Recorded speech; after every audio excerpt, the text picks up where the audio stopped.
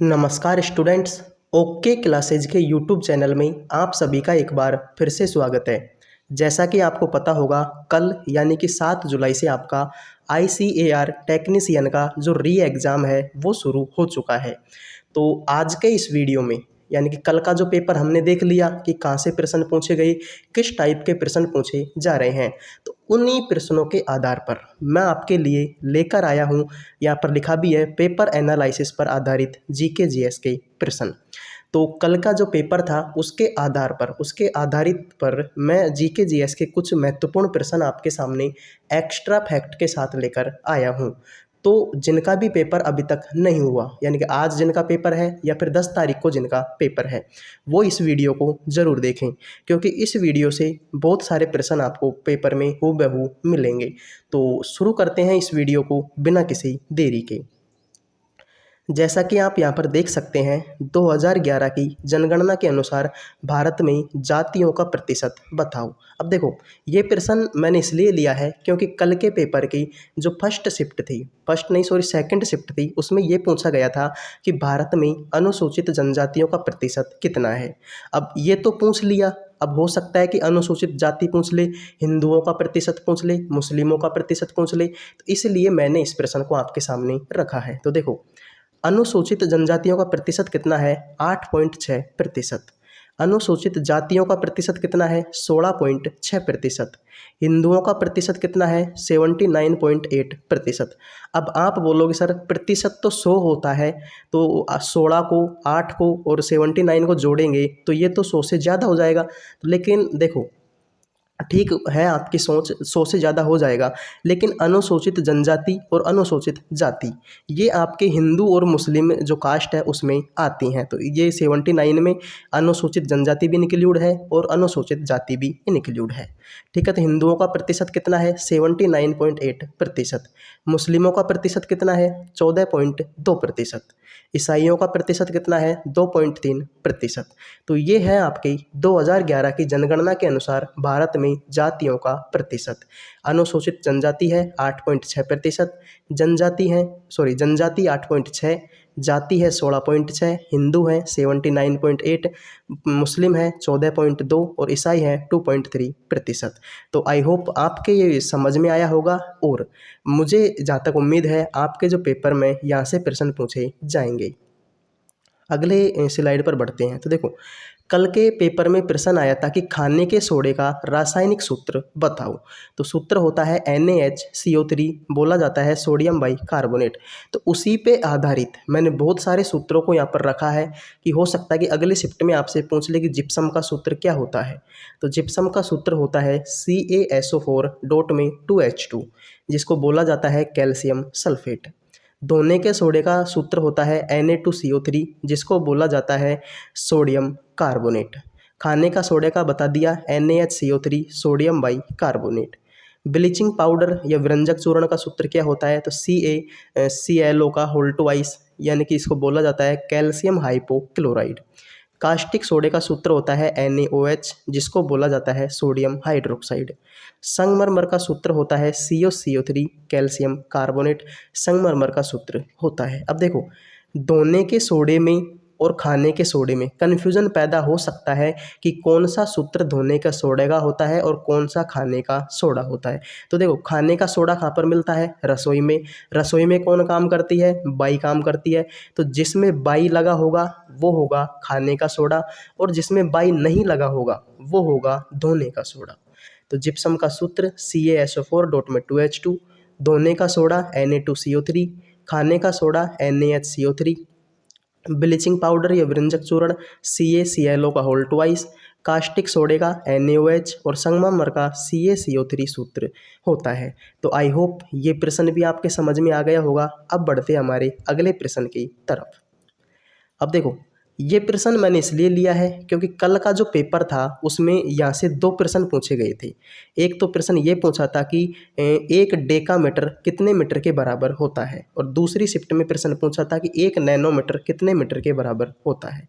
तो उसी को देखते हुए मैंने यहाँ पर इस चीज़ को लिखा हुआ है, क्योंकि हो सकता है कि अगली बार जो शिफ्ट होंगी उनमें प्रश्न यहाँ से पूछा जाए। तो देखो, 1 पिकोमीटर कितने मीटर के बराबर होता है? तो 1 गुणा 10 की घात माइनस के 12। 1 नैनोमीटर कितने मीटर के बराबर होता है? तो 1 गुणा 10 की घात माइनस का 9 मीटर के बराबर। 1 माइक्रोमीटर कितने मीटर के बराबर होता है? 1 इंटू में 10 की घात माइनस के 6 मीटर के बराबर। 1 मिलीमीटर कितने मीटर के बराबर होता है? 1 गुणा 10 की घात माइनस का 3 मीटर के बराबर। 1 सेंटीमीटर कितने मीटर के बराबर होता है? 1 गुणा में 10 की घात माइनस का 2 मीटर के बराबर। 1 डेसीमीटर कितने मीटर के बराबर होता है? 0.1 मीटर के बराबर, यानी कि इसको ऐसे लिख सकते हैं 10 की घात माइनस का 1 मीटर के बराबर। और 1 डेकामीटर कितने मीटर के बराबर होता है? 10 मीटर के बराबर। अब देखो, हो सकता है कि आपको ये याद करने में कठिन लग रहे हों, तो मैं इनकी ट्रिक बता देता हूँ। देखो, आप सिर्फ इनको याद कर लो, pico, nano, micro, milli, centi, deci, deca. ठीक है, pico, nano, micro, milli, centi, deci, deca, hecto, kilo, mega, giga, tera. ठीक है, इस तरीके से आपसे पूछे जाते हैं। तो देखो, पिको में 10 की घात माइनस के 12, इसमें से 3 कम करो। नैनो में 10 की घात माइनस का 9, फिर इसमें से 3 कम करो। माइक्रो में 10 की घात माइनस का 6, फिर इसमें से 3 कम करो। मिली में 10 की घात माइनस का 3, फिर इनमें से एक एक कम करते जाओ। सेंटी में 10 की घात माइनस का 2, डेसी में 1 कम कर दिया यानी कि 10 की घात माइनस का 1, डेका में 1 भी नहीं है यानी कि 10 हो गया। अब देखो, डेका तक तो हो गया, तो मैंने क्या बोला था? Pico, nano, micro, milli, centi, deci, Deka, फिर हेक्टो आएगा, तो हेक्टो में 10 की घात प्लस का 1, हेक्टो के बाद में किलो आएगा, किलो की घात 10 की घात प्लस का 2, फिर जो आपके आगे हैं वो घातें ये किस में चेंज होती जाएंगी? प्लस में होती जाएंगी। अब ये घात किस में है? माइनस में। बाद में इससे आगे जाएंगे, डेका से आगे जाएंगे, डेका के बाद में आएगा हेक्टो, किलो, मेगा, गीगा, टेरा, तो उसमें फिर ये घातें किसकी होती जाएंगी? प्लस की होती जाएंगी। अब जैसे माइनस की है, तब किसकी होती जाएंगी? ये प्लस की होती जाएंगी। तो इस बात को आप याद रखें। अगला प्रश्न है भाषाओं से। अब देखो, कल के पेपर में पूछा गया था कि हिमाचल प्रदेश की भाषा पूछा था, दूसरा पूछा था कि निमाड़ी भाषा किस क्षेत्र में बोली जाती है? तो निमाड़ी भाषा बोली जाती है मध्य प्रदेश में। तो उसी प्रश्न को देखते हुए मैंने यहाँ पर कुछ भाषाएं लिखी हैं और उनसे संबंधित राज्य लिखे हैं। संथाली भाषा किस राज्य में बोली जाती? तो संथाली भाषा आपके झारखंड, उड़ीसा और पश्चिम बंगाल में बोली जाती है। डोगरी भाषा किस राज्य की है? तो डोगरी है जम्मू कश्मीर की। गड्डाली या कुमाऊनी भाषा किस राज्य की है? उत्तराखंड की। कोकबोरो की भाषा किस राज्य की है? सिक्किम की। लेप्चा भाषा किस राज्य की है? ये भी सिक्किम की है। और बोडो भाषा किस राज्य की है? कोकबोरो की भाषा सिक्किम की नहीं है, गलती से टाइप हो गया, ये है आपके किसकी? त्रिपुरा की। त्रिपुरा की भाषा है कौन सी? कोकबोरा की। और बोडो भाषा किस राज्य की है? असम की। तो देखो, संथाली भाषा झारखंड, उड़ीसा और पश्चिम बंगाल, जो भी आपको ऑप्शन में मिले उस पर टिक लगा देना। डोगरी भाषा किस राज्य की है? जम्मू कश्मीर की। गड्डाली या फिर कुमाऊनी भाषा किस राज्य की है? उत्तराखंड की। कोकबोरो की भाषा किस राज्य की है? त्रिपुरा की। लेप्चा भाषा सिक्किम की। और बोडो भाषा किसकी है? असम की। और निमाड़ी भाषा जो कल के पेपर में पूछा गया था, मध्य प्रदेश की। तो इन सबको आप याद रखें, हो सकता है कि अगली शिफ्ट में आपसे यहाँ से पेपर पूछा जाए। अगला प्रश्न, मुगल वंश का क्रम। ठीक है, कल इसको अब मैंने इसलिए रखा है क्योंकि कल के पेपर में प्रश्न आया था कि अकबर के बाद में कौन मुगल शासक बना था। अकबर के बाद में कौन बना था? जहांगीर बना था, इसलिए मैंने इस प्रश्न को रखा है। तो देखो, सबसे पहले कौन आएगा मुगल वंश में? बाबर। बाबर वो व्यक्ति है जिसने 1526 में भारत में मुगल वंश की नींव रखी थी। तो बाबर का जो कालक्रम है 1526 से 1530। बाबर के बाद में शासक बना हुमायूं, इसका कार्यकाल है 1530 से 1556।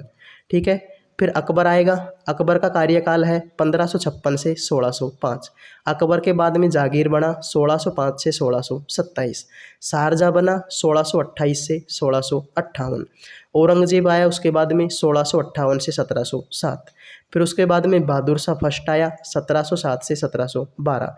फिर जहांदार शाह आया 1712 से 1713। फखरुद्दीन आया 1713 से 1719। फिर मोहम्मद शाह आया 1719 से 1748। फिर उसके बाद में अहमद शाह अब्दाली आया 1748 से 1754। फिर उसके बाद में आलमगीर आया 1754 से 1759। ठीक है। फिर शाह आलम द्वितीय आया 1759 से 1806। फिर आया अकबर सेकंड 1806 से 1837।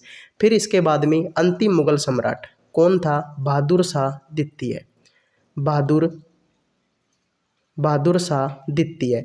और इसका जो कालक्रम था 1837 से, कब से कब तक था? 1837 से 1857। उसके बाद में इनको रंगून जेल में भेज दिया गया और वहीं पर इनकी क्या हो गई? मृत्यु हो गई। तो बाबर, हुमायूं, अकबर, जहांगीर, शाहजहां, औरंगजेब, बहादुर शाह फर्स्ट, शाहजहां, फखरुद्दीन, मुहम्मद शाह, अहमद शाह, आलमगीर, शाह आलम द्वितीय, अकबर सेकंड, और फिर उसके बाद में कौन है? अंतिम मुगल सम्राट बहादुर शाह द्वितीय। तो ये थी आपकी मुगल वंशावली। आई होप आपके समझ में आ गई होगी। यहाँ से भी प्रश्न आपके पूछे जाते हैं। अगला टॉपिक लिया है हमने करंट अफेयर 2023 की। जो वन लाइनर प्रश्न है उनको यहाँ पर लिया है। अब देखो, एक वीडियो में 2023 की करंट अफेयर बता पाना तो मुश्किल है, इसलिए मैंने कुछ इंपॉर्टेंट जो चुनिंदा प्रश्न है वो उनको यहाँ पर लिया है, क्योंकि कल का जो पेपर था उसमें 2023 की करंट अफेयर्स पूछी जा रही थी। देखो, हाल ही में भारतीय वायुसेना के नए उप प्रमुख कौन बने हैं? अमनप्रीत सिंह। फरवरी 2023 में यूनिलीवर का नया सीईओ कौन बना है? हेमा सूमाकर। हाल ही में सिक्किम राज्य के मुख्यमंत्री ने मेरो रुख मेरो संतति नामक पहल की शुरुआत की। हाल ही में स्मार्ट कार्यक्रम की शुरुआत आयुष मंत्रालय ने की है। हाल ही में हार्वर्ड लॉ रिव्यू की अध्यक्ष कौन बनी है? अप्सरा अय्यर। हाल ही में नेपाल क्रिकेट एसोसिएशन ने मोंटी देसाई को मुख्य कोच नियुक्त किया है। अब देखो, मैंने प्रश्नों पे फोकस किस पे किया है? या तो नियुक्तियों पे किया है या फिर योजनाओं पे किया है। अब ये मैंने इसलिए किया है क्योंकि जो करंट अफेयर है उसकी मैं आपके कल का जो पेपर था उसमें नियुक्तियों से प्रश्न पूछा गया था, कि जैसे कि रो का चीफ कौन बनाया गया, इस तरीके से प्रश्न पूछा गया है। तो देखो, वायुसेना के उप प्रमुख कौन बने? अमनप्रीत सिंह। यूनिलीवर के सीईओ कौन बने? हेमा सूमाकर। मेरो रुख मेरो संतति योजना किसने शुरू की? सिक्किम ने। स्मार्ट कार्यक्रम की शुरुआत किस मंत्रालय ने की? आयुष मंत्रालय ने। हार्वर्ड लॉ रिव्यू की अध्यक्ष कौन बनी? अप्सरा अय्यर।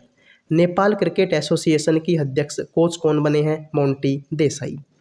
अगला प्रश्न, ओडिशा ने अपने जागा मिशन के लिए वर्ल्ड हैबिटेट अवार्ड 2023 जीता है। प्रश्न आ जाए कि वर्ल्ड हैबिटेट अवार्ड 2023 किसने जीता? उड़ीसा ने। डॉक्टर तपन शोकिया को असम वैभव पुरस्कार 2022-23 से सम्मानित किया गया। लूला डी सिल्वा ब्राजील के नए राष्ट्रपति चुने गए। ऑस्ट्रेलियन ओपन 2023 पुरुष एकल का खिताब नोवाक जोकोविच ने जीता और महिला एकल खिताब बेलारूस की आरियाना संबालेका ने जीता है। ठीक है, ऑस्ट्रेलियन ओपन 2023 पुरुष एकल का खिताब जीता नोवाक जोकोविच ने और महिला एकल खिताब जीता आरियाना संबालेका ने। एम प्रणेश भारत के 79वें शतरंज ग्रैंड मास्टर बने हैं। हाल ही में तीसरा वार्षिक ऑरेंज फेस्टिवल 2023 कोहिमा में मनाया गया है। तो ठीक है, ये थी आपकी 2023 की करंट अफेयर से जुड़े हुए कुछ महत्वपूर्ण प्रश्न, जैसे कि वर्ल्ड हैबिटेट अवार्ड 2023 किसने जीता? उड़ीसा ने। डॉक्टर तपन शोकिया को कौन सा पुरस्कार मिला? असम वैभव पुरस्कार। लूला डी सिल्वा कहाँ के राष्ट्रपति चुने गए? ब्राजील के। ऑस्ट्रेलियन ओपन 2023 पुरुष एकल का खिताब किसने जीता? नोवाक जोकोविच ने। और महिला एकल का खिताब किसने जीता? बेलारूसा की आरियाना संबालेका ने। 79वें शतरंज ग्रैंड मास्टर कौन बने? तो वो बने हैं एम प्रणेश। और तीसरा वार्षिक ऑरेंज फेस्टिवल कहाँ पर मनाया गया? कोहिमा में। कोहिमा किसकी राजधानी है? नागालैंड की। इस बात को भी आप याद रखें। तो ये कुछ ऐसे प्रश्न हैं जो आपके ICAR टेक्नीशियन के पेपर में पूछे जाने के ज़्यादा से ज़्यादा चांस हैं। तो आई होप वीडियो आपको पसंद आया होगा। अगर आपको इस वीडियो के PDF चाहिए तो आप हमारे टेलीग्राम चैनल को ज्वाइन कर सकते हैं। मिलते हैं नेक्स्ट वीडियो में। जय हिंद, जय भारत।